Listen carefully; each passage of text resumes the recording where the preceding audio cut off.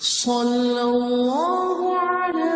محمد صلی اللہ علیہ وسلم۔ اعوذ باللہ السمیع العلیم من الشیطان الرجیم، بسم اللہ الرحمن الرحیم، والصلاة والسلام علی رسولہ الکریم۔ بخاری شریف باب الجمعہ ہم پڑھ رہے تھے۔ اس باب میں آج جو حدیث ہم پڑھیں گے، باب الطیب للجمعۃ، کہ جمعہ کے لیے خوشبو کا استعمال۔ پیچھے ہم نے باب پڑھا تھا کہ غسل کا بیان، اگلی کچھ حدیث میں غسل، خوشبو، مسواک اور وقت پہ جمعے کے لیے آنا، اگلے موضوعات یہ والے ہوں گے۔ یہ حدیث ہے 840 اور حدیث روایت ہے عمر بن سلیم انصاری رضی اللہ تعالیٰ عنہ قال، فرماتے ہیں اشہد علی ابی سعید، کہتے ہیں میں گواہی دیتا ہوں ابی سعید خدری پر کہ انہوں نے فرمایا، اور ابی سعید خدری کہتے ہیں اشہد علی رسول اللہ صلی اللہ علیہ وسلم، کہ میں گواہی دیتا ہوں کہ آپ صلی اللہ علیہ وسلم نے فرمایا قال الغسل یوم الجمعۃ واجب علی کل محتلم، کہ جمعے کا غسل ہر بالغ پر واجب ہے۔ وَأَن يَسْتَنَّ، اور یہ کہ مسواک کرے، وَأَن يَمَسَّ طِيبًا إِن وَجَدَ، اور یہ کہ وہ خوشبو لگائے اگر اسے میسر ہو۔ تو یہاں غسل کے ساتھ ایک چیز جو شامل ہو گئی ہے وہ مسواک اور خوشبو ہے۔ قال عمرو کہتے ہیں اما الغسل فاشهد انه واجب، کہ جو غسل ہے وہ میں گواہی دیتا ہوں کہ وہ واجب ہے۔ واما الاستنان والطیب فاللہ اعلم، اور مسواک اور خوشبو لگانے کے بارے میں اللہ ہی کو علم ہے کہ یہ واجب ہے یا نہیں ہے۔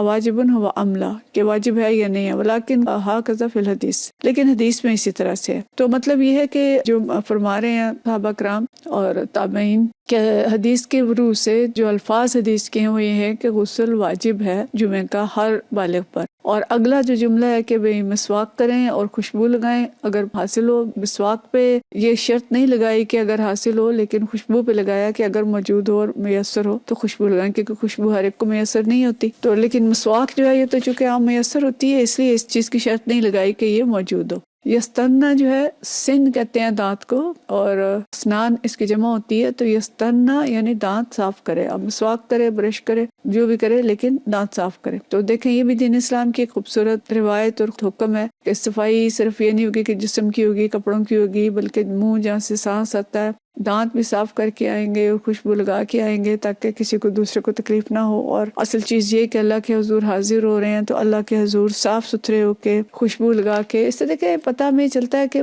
جمعے کا اہتمام کرنا، یعنی خوشی خوشی جیسے عید والے دن تیار ہوتے ہیں، اسی طرح سے جمعے کے لیے تیار ہوں اور نہائیں، خوشبو لگائیں، مسواک کریں، اچھے کپڑے پہنیں، تو اس پہ اللہ تعالیٰ خوش ہوتا ہے۔ اور نبی کریم صلی اللہ علیہ وسلم نے اس کی ترغیب دی ہے۔ ترمذی میں ایک حدیث ہے کہ آپ صلی اللہ علیہ وسلم نے فرمایا کہ جس نے جمعہ کے دن وضو کیا اس نے اچھا اور خوب کیا، اور جس نے غسل کیا تو غسل افضل ہے۔ یعنی مطلب یہ ہے کہ غسل فرض نہیں ہے، لیکن اگر غسل کریں تو وہ افضل ہے، لیکن اچھا وضو کریں اور اس کے لیے بہت اچھی بات ہے، کہ بہت خوب بات ہے کہ وضو کیا، تیار ہوا اور پھر مسجد کے لیے آیا۔ ترمذی میں ایک اور حدیث حضرت ابو ہریرہ رضی اللہ تعالیٰ عنہ سے ہے کہ جس شخص نے وضو کیا اور اچھا وضو کیا، یعنی خوب وضو کیا نا، مطلب یہ نہیں کہ ٹالا اس کو، اچھا وضو کیا، پھر جمعہ کے لیے آیا اور امام کے قریب ہو کر خاموشی اور توجہ سے خطبہ سنا، اس کے جمعہ تک اور مزید 3 دنوں تک کے گناہ معاف ہو جاتے ہیں۔ یعنی ترغیب دی جا رہی ہے نا، اور ترغیب دی جاتی ہے، خوشخبری دی جاتی ہے، ڈرایا جاتا ہے، دین کا جو طریقہ ہے وہ یہی ہے۔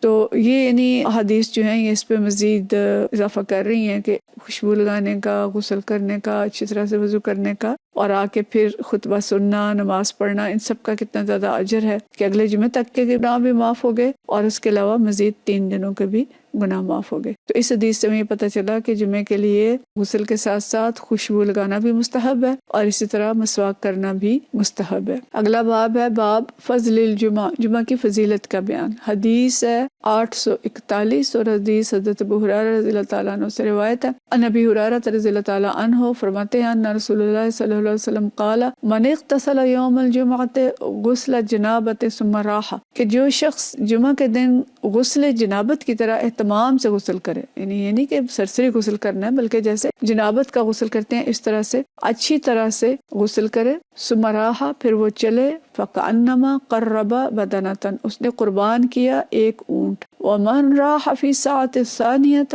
اور جو دوسری گھڑی میں گیا، فکأنما قرب بقرۃ، تو اس کی مثال ایسی ہے جیسے اس نے ایک گائے کی قربانی دی۔ اگلا ومن راح فی الساعۃ الثالثۃ، جو تیسری گھڑی میں پہنچا فکأنما قرب کبشا اقرنہ، تو وہ ایسا ہے جیسے اس نے سینگوں والا مینڈا قربان کیا۔ ومن راح فی الساعۃ الرابعۃ، اور جو چوتھی گھڑی میں پہنچا فکأنما قرب دجاجۃ، تو وہ ایسے ہے کہ جیسے اس نے ایک مرغی ہے وہ قربان کی۔ ومن راح فی الساعۃ الخامسۃ، اور جو پانچویں گھڑی میں پہنچا فکأنما قرب بیضۃ، وہ ایسے ہے جیسے ایک انڈا قربان کیا۔ فإذا خرج الامام، جب امام نکل آتا ہے خطبہ دینے کے لیے، حضرت الملائکۃ یستمعون الذکر، تو جو ملائکہ ہیں، فرشتے ہیں، وہ ذکر کے لیے حاضر ہو جاتے ہیں۔ مقصود کیا ہے کہ وہ ذکر کے لیے اپنے کاغذات لپیٹ کے حاضر ہو جاتے ہیں، اب وہ لکھیں گے نہیں جو کوئی اس کے بعد آیا، یعنی جو حاضری لکھ رہے ہیں اور جو اجر لکھ رہے ہیں وہ فرشتے اپنے کاغذات لپیٹ کے ذکر سننے کے لیے بیٹھ جاتے ہیں۔ تو دیکھیں اس حدیث میں کیا ہے کہ ایک تو یہ غسل کا بھی اس میں ذکر آ گیا کہ جمعہ آیا، اس نے غسل کیا اور اچھی طرح غسل کیا، تو یہ ایک مستحب چیز ہے۔ دوسری چیز کیا ہے کہ شوق، کہ فرد کے اندر شوق ہے اور وہ جلد پہنچتا ہے مسجد، جلدی غسل کرتا ہے، اذان ہونے سے پہلے غسل کر لیتا ہے، اور پھر وہ اذان سے پہلے مسجد پہنچ جاتا ہے، پہلی گھڑی میں پہنچ گیا، ابھی نمازی پہنچنے شروع ہوئے ہیں، ابھی خطبہ شروع نہیں ہوا، ابھی تقریر شروع نہیں ہوئی، تو مسجد پہنچ گیا، تو اس کو کیا ہوگا کہ ایک اونٹ قربان کرنے کے برابر ثواب ملے گا۔ اسی طرح باقیوں کو جو اس کے بعد پہنچا، اس کو گائے کا اور پھر مینڈے کا اور پھر آگے مرغی آ گئی اور پھر انڈا آ گیا، تو مطلب یہ ہے کہ درجات جو ہیں وہ کم ہوتے چلے جائیں گے، اور درجات اور مراتب کی فضیلت جو ہے وہ اعمال کے اعتبار سے ہے۔ اب مسجد تو سارے پہنچ گئے، وہ بھی پہنچ گیا آخر میں، جس نے آخر میں آ کے خطبہ بس شروع ہو چکا تھا اور خطبے کا ذرا سا حصہ سنا، 5 منٹ 10 منٹ مسجد میں ٹھہرا، نماز پڑھی اور نکل گیا۔ نماز تو اس نے بھی پڑھ لی، لیکن مرتبہ کس کا بڑا ہوگا، اجر کس کا بڑا ہوگا؟ جو سب سے پہلے پہنچا، بر وقت پہنچا، شوق کا اظہار کیا، آ کے کچھ نفل پڑھ لیے، مسجد میں بیٹھ کے کچھ اللہ کا ذکر کر لیا، اور پھر وہ امام کے انتظار میں بیٹھا رہا یہاں تک کہ خطبہ ہوا، خاموشی سے سارا خطبہ سنا، تو اس کا اجر ظاہرہ برابر نہیں ہوگا اس شخص کے جو آخر میں پہنچا اور ایک مرغی یا ایک انڈے کے برابر اس نے ثواب حاصل کیا۔ تو یہ ہماری ذمہ داری ہے کہ ہم اپنے بچوں کو جمعے کے دن کی فضیلت بتائیں۔ ظاہر ہم خواتین ہیں، ہمارے پر جمعہ فرض نہیں ہے، اور عموماً ہمارے ملک میں رواج بھی نہیں ہے خواتین کا جمعہ پڑھنے کا، قریب ایسی ہر مسجد میں انتظام بھی نہیں ہوتا، جہاں انتظام ہے وہاں اگر جاتی ہیں تو وہ بھی اس ثواب کو پا لیتی ہیں، لیکن ہم نسلوں کو تیار کرنے والی خواتین ہیں نا، تو ہماری ذمہ داری یہ ہے کہ ہم اپنے بچوں کو یہ شوق دلائیں، انہیں جلدی تیار کیا کریں، جلدی جلدی مسجد کی طرف بھیجا کریں، اور یہ فضائل بھی انہیں سنائیں تاکہ وہ اس کے لیے تیار ہوں اور ایک اچھی